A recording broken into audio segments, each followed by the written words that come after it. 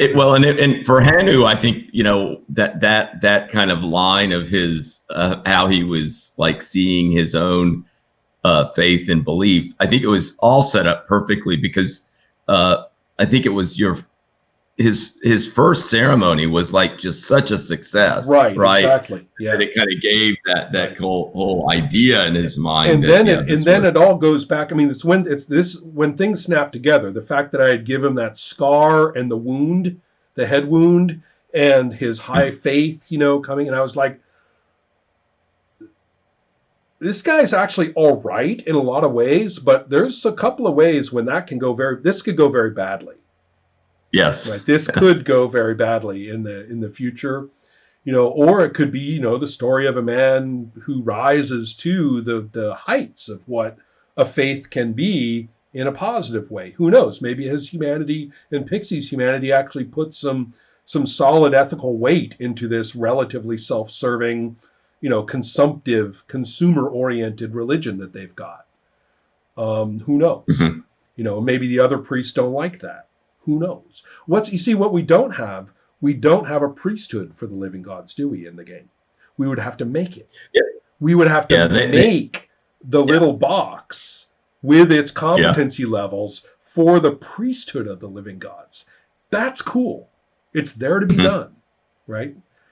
So that's what I like about the game. You can say it gives you all these details, but that's not the options of play. You can make a box anytime you want and say that's the social institution that we need right here, that we don't have it, but it's there, obviously. Yeah, that's right. Yeah, but because the living gods have a hierarchy. Like Pixie had a higher level living god, but that's being a living god. There are not that many of them. Right. Correct. But I think you're exactly right about it would be natural for some type of priesthood to develop, because you would have those who would be kind of the living gods aren't priests and administrators and rulers. They're running around being rock stars. Everybody's doing what they say. Correct, and they would have other people doing that. Yeah, somebody's got to be a general. Somebody's got to lead the worshipers. Somebody's got to collect the taxes. So it's, to me, it's really nicely set up for that. Now, going back to Maldor, there are 2 cities, if I remember correctly, and one of them is the city that's kind of the haunted necromantic, or the haunted warlocky. I keep saying necromancer, but I mean warlock stuff. This really fucked up place where, the half-elves are this ethnocentric, maddened rulership. Mm-hmm. And then there's this other city, which is strangely multicultural. And that's where the Death Masks have their headquarters, the female assassins. So the city of Kish, right? Small township, members of all races dwell in Kish. Exactly. Though very few true elves like being that close to Maldor. The city exists mainly as a final stop before venturing into the desert. Right. So there you go. Screw Paradise City. That's the adventurer town I want to be in. And it is part of Maldor. So it's going to be all messed up and weird in all kinds of fun ways. But you can be whoever you want. So, it strikes me as way fun. Put one Death Mask in there, and who knows, where you go from there. You've got assassin drama from hell all you want. Mm-hmm. And so it's it seems like a really nice place where losers and loners and desperate people would congregate. And without all of that sort of, we are the free city, we are America, we are the city of America in D&D up there in Paradise City, which is annoying. So, I would love to toss it there and just say, all right, well, there isn't even a map of Maldor. I can make my own map of Maldor. I can grab some fantasy city from some other supplement that's perfect for Maldor, and we can have a great time. So there's a lot of room for that there. What would players make of what would they make of the good alignment because I think that's interesting. I think the good alignment in that game, the fact that you have multiple good gods, but then when you look, they're all the same. Yunum, Sherazad, and I think there's one other, are all the same guy. It's explicit in the book that there is no that the good god is in fact actually capital G God, right? Which is not typical for a role playing game.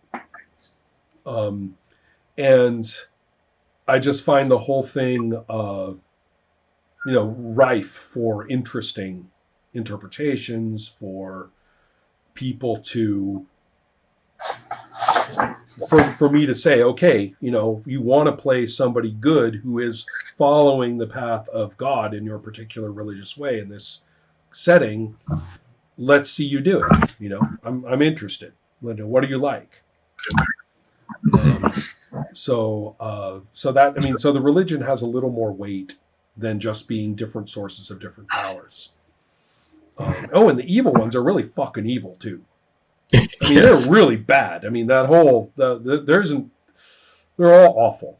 All the evil gods. So, which I think is also good. I mean, they're not just edgy; they're like nasty. You're like, ew. Yeah, I was also noticing that in the city of Kish, in the middle of the city, it says that there's a shrine, and in the shrine there's this statue of a huge king statue, and it says most of the building is now used as a marketplace, but a small group in town is attempting to resurrect a religion centered on the edifice. So there's even like a new religion, which we know nothing about, which obviously it's time to make boxes for, right? Right. So right. Yeah, absolutely. And so there's room for a great deal of input. I mean, as Scott pointed out, once your table sits down, Darkurthe is yours. Yeah. The continent is yours. It's no longer the game author's. And for something that looks like your classic, I've built it for you fantasy setting, that's actually a nice thing.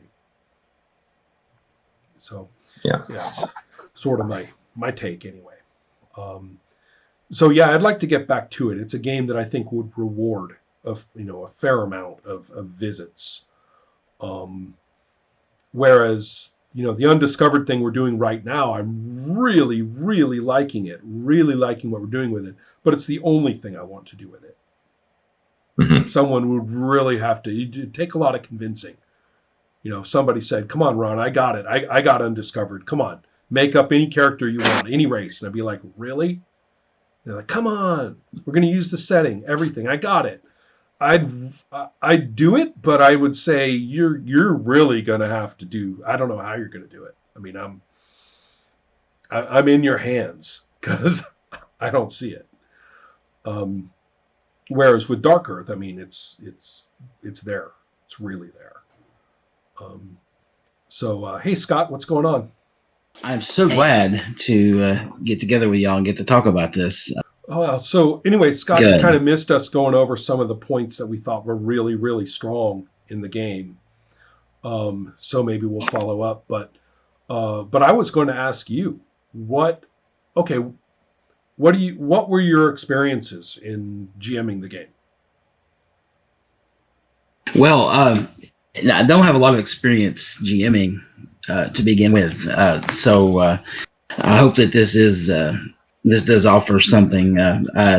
As far as games I'm familiar with, as far as rules go, are skill heavy. However, this game, one thing I noticed was that, skill use kind of seemed like there was not any really clear definition. Well, the skills were defined good enough, but it just seems like the skill system is there, and there's a lot of skills for your character. But now during our sessions, wasn't really. It's kind of forced even using that system. Does that make any sense? Is it? No, I need you to explain what you mean by forced. And I think it might have something to do with the skill levels characters had were kind of low for everything, and it kind of seemed like now. And that's one other thing in the levels in general. One thing I did love about this system was that the characters' levels, it didn't seem like it was like you started super bad and then, you know, like at level 1, like in D&D, and then you get to, you know, level 10 or whatever. It didn't seem like you start bad, but when it came to like things like navigation type things, it just, your characters should have had better. Yeah, Robbie and I were agreeing. You know, like your characters shouldn't have got right. Or if I got lost, it was because of particularly difficult circumstances, perhaps. But the Robbie and I were agreeing that we think the game gives you a character in concept that is clearly going to be competent, more competent than the skill points you get. And so that's one of its thank you. yeah, one of its failings as a fantasy heartbreaker is to assume that you have to start not very good and you have to build up, right? That's sort of a feature of, if you idealize D&D, or what you think of as D&D, if you idealize it, then your image of a first level character simply can't be very good, right? I mean, even if, and this is why, for example, in very old D&D, in the original advanced version, playing a paladin or an assassin really was quite difficult at first level, because conceptually your character was a significant person. Conceptually, your character was already a badass. But what does it mean to be a first level paladin? What does it mean to be in first level assassin? It makes no sense in the game at all. And so, so really, if you go back and say, well, there must have been method to their madness. It was D&D after all. There has to be a good reason for it. No, there wasn't. They didn't know what they were doing with the levels, period. They just didn't. And just accept it, that no, it's not genius. And so to accept that as a feature of your own game, why not say, why not start characters with more competence? I mean, all it is just a matter of giving them more skill points than the game already gives you, for free. Just give them twice their learn score instead of their learn score. What's the harm, right? You don't even have to do anything different in the mechanics. So with that, I think the game would start a little bit more ferocious on the part of the characters, so that if you had a combat-oriented character, he would start, maybe not the greatest warrior in the world, but he'd carve his way through a few skeletons, right? So, that's kind of, it seems like an easy fix is what I'm saying. Just throw a few more skill points at him in the beginning. Right. And problem solved. No other mechanics need adjusting. Nothing else, right?